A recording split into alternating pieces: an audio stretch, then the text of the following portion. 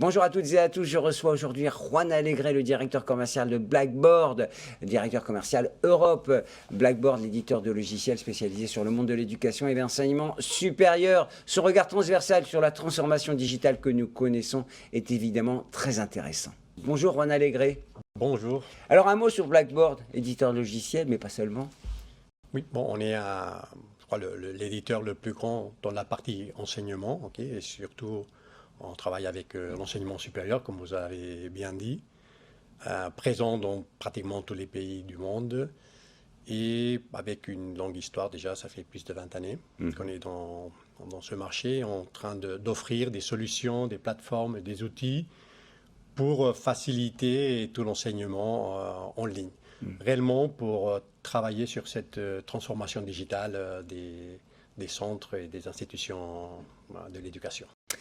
Alors on l'a compris, vous êtes espagnol.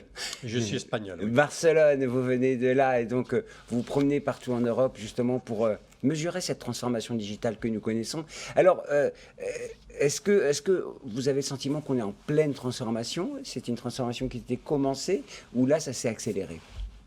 Bon, la transformation avait déjà commencé pratiquement dans toute l'Europe, mais avec des différentes vitesses. Okay, il y a, disons, les pays comme l'Angleterre, les pays nordiques ou même les Pays-Bas, je crois qu'ils sont un pas en avant. Okay, si on parlait en termes de foot, ils seraient dans la Champions, disons.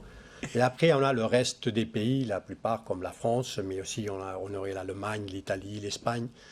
Ils sont un peu en arrière, on était un peu en arrière, et après on a tous les autres pays plutôt de l'Est de l'Europe qui sont, disons, une troisième. Alors il y a, je crois, 3 vitesses différentes, mais aussi ces vitesses, c'est lorsqu'on regarde en global. Mais si on regarde parfois avec les universités privées, les business schools ou les écoles de commerce, par exemple en France, pour moi, elles seraient dans la Champions League, la Champions League. J'aime bien votre parallèle avec le monde du football. Alors, quels sont les axes qui ont principalement évolué? Alors, on l'a compris, hein, chacun avance à sa vitesse. Quels sont les usages, les métiers, les technologies? Qu'est-ce qui a le plus accéléré ces 2 dernières années?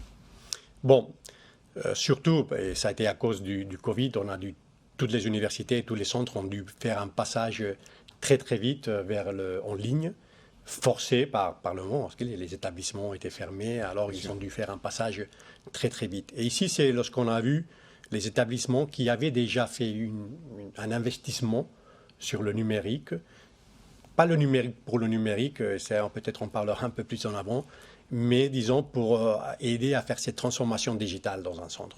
Alors avec ce passage, les centres qui avaient déjà une bonne infrastructure, une bonne solution, où les professeurs savaient comment donner des cours en ligne, le passage a été, bon, ça ne veut pas dire que ça a été facile, mais ça a été moins difficile que tous les autres centres qui ont dû passer très très vite sans avoir, même à niveau, la plupart des professeurs, même sans savoir comment gérer, comment travailler, comment donner un cours en ligne avec une classe virtuelle, une visioconférence. Et ça a été, je crois que le problème a été pas tellement technique comme de formation. Avec l'accompagnement, oui. L'accompagnement pour oui. les professeurs. C'est la conduite du changement qui fait réussir les projets de grande ampleur dans la transformation que nous connaissons évidemment aujourd'hui. Et vous l'avez précisé, le numérique pour le numérique, ça ne marche pas. C'est la méthode, la culture qui doit accompagner. Oui, avec ça, moi, toujours, je me rappelle, c'est la science subconscience n'est que ruine de l'âme. Okay. Et le numérique pour le numérique, ça ne va rien faire, ça va même être pire. Pire, ouais, c'est ça. Et réellement, la transformation digitale, c'est réviser tous les procès internes et externes d'une institution et voir comment le numérique va pouvoir aider à que, disons, les différents procès marchent mieux et à les intégrer, les différents axes d'un centre. Mais ce n'est pas parce qu'on met du numérique que ça va fonctionner mieux. Alors si on faisait un peu de formation express, si je me lance dans une grande opération d'investissement numérique, c'est quoi les points clés? C'est, j'imagine, les métiers, les usages, la technologie. Qu'est-ce qui est, au fond, quels sont les axes vraiment à adresser quand on a envie d'investir massivement? En tout cas, c'est ce qu'ont fait les établissements français. Oui, je dirais, il y a une partie, et je parlerai peut-être à la fin, c'est les métiers. C'est la conduite de changement, ça va être, c'est normalement, et surtout dans les universités publiques en Europe, c'est peut-être l'axe le plus complexe à adresser. Okay. C'est-à-dire accompagner les compétences dans les organisations. Oui. Les nouvelles compétences d'ailleurs. Les nouvelles compétences. Okay. Ça a été déjà très bien défini, ça fait quelques années même l'UNESCO et après l'Union européenne, disons, ont déjà défini quelles devraient être ces compétences des éducateurs, des professeurs lorsqu'ils sont dans un environnement où il y a du numérique. Okay. On n'y est pas encore visiblement. On n'est pas encore là-bas. C'est-à-dire là, le cahier avec quelles doivent être ces compétences est bien défini. Et après, ça dépend des établissements. Okay. Je crois que normalement, si on regarde ici en France, la plupart des écoles de commerce, je crois sont pas mal avancées, oui. Sont beaucoup avancées. Et bon, pour ne pas parler des universités publiques, mais lorsque je parle peut-être en Espagne, il y a beaucoup des universités publiques, c'est mon pays, où l'âge moyen des professeurs est de 61 ans. Ah oui. Oui. Alors, un changement culturel, c'est plus difficile. Okay. Ouais. Parce qu'on voit bien que là, il y a un point, non pas de blocage, mais de vigilance sur l'accompagnement du corps professoral, qui est la cheville ouvrière en fait de cette transformation. Ça reste le point clé. Ça reste le point clé. Après, l'autre, ce sont je crois que c'est pouvoir avoir des plateformes pour l'apprentissage, comme celle qu'on offre chez Blackboard. Il y a d'autres dans le marché, mais nous, on essaie d'avoir une plateforme qui soit très facile à être utilisée. Pour justement de ne pas avoir une barrière.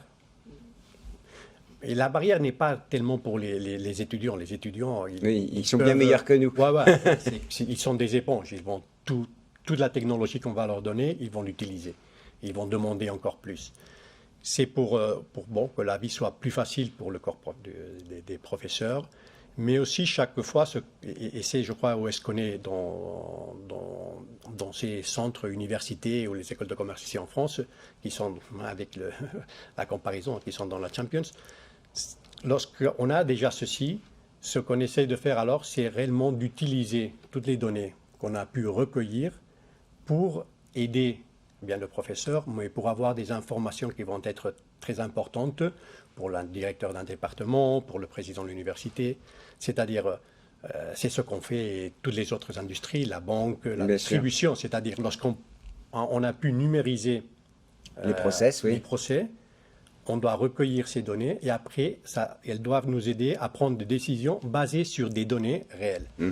Aujourd'hui, dans la plupart des établissements, beaucoup de décisions sur la partie enseignement étaient prises en base à parfois des perceptions. Oui, ou des données qui sont déjà un peu anciennes parce que ce n'était pas numérisé réellement. Alors ça, je crois que c'est les deux axes aujourd'hui, si on laisse la partie de transformation et accompagnement, c'est justement d'avoir des environs qui vont être très faciles à utiliser. Expérience utilisateur. Avec la user experience, c'est ça, comme ça.